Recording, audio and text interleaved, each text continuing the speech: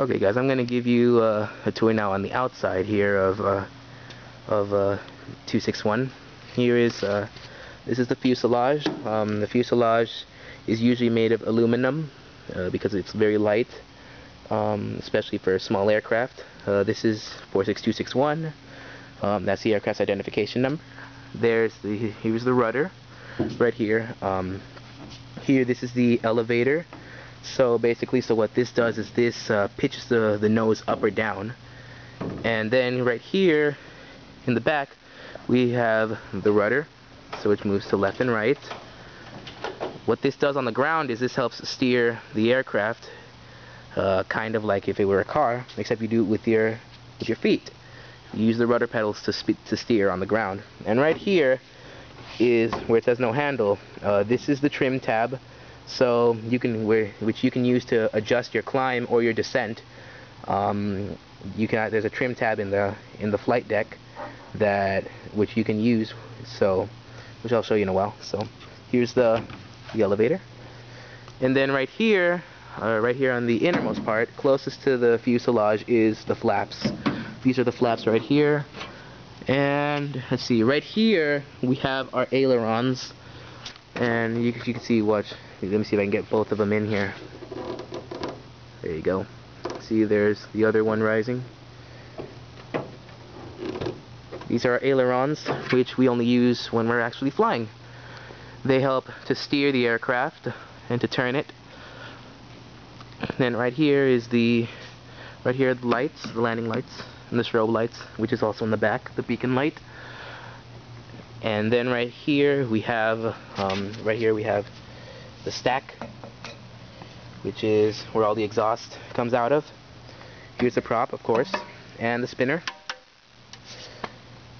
And then right here we have the static air intake, and this is also another air intake.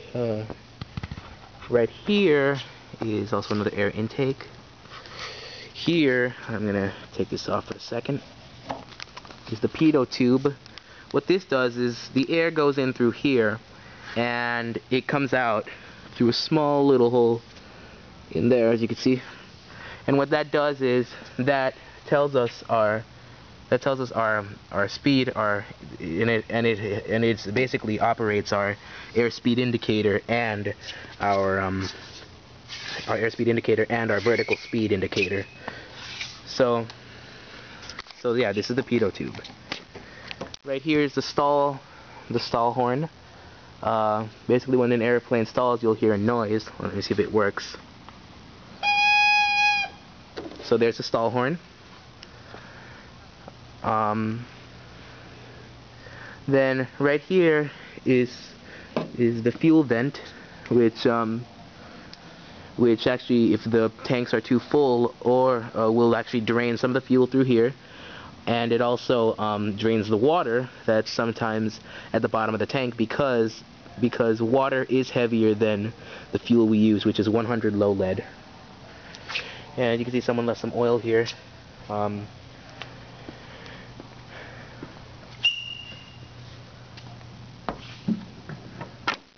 Here's how we check our oil. We need to have at least between 4 to 6 quarts. So let's see how much oil 261 has.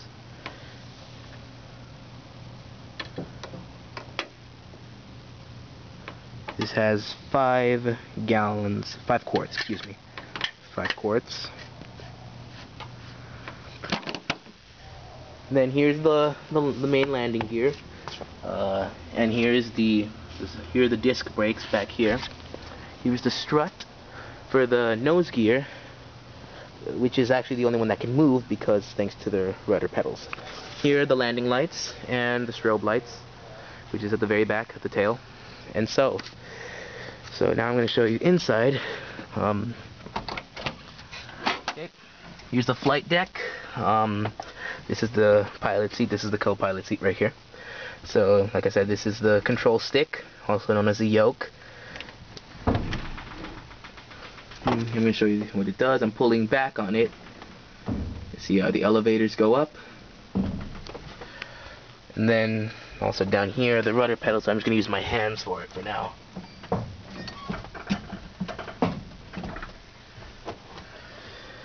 And then here, like I said, here's the throttle, here's the mixture, the flaps, the cabin air intake, here's the carburetor heat, the master switch, the primer, which you need to lock 3 times, the parking brake, the panel radio, all the circuit breakers right here, the oil temperature indicator, the oil pressure indicator.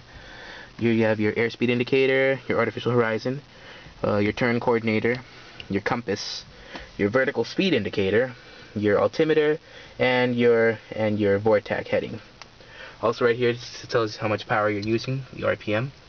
And usually on takeoff we use around 2300, maybe sometimes 2400. Then for regular flight we just use 1700. And so yes, this is the cockpit, and this is the planes that I'm currently flying here. So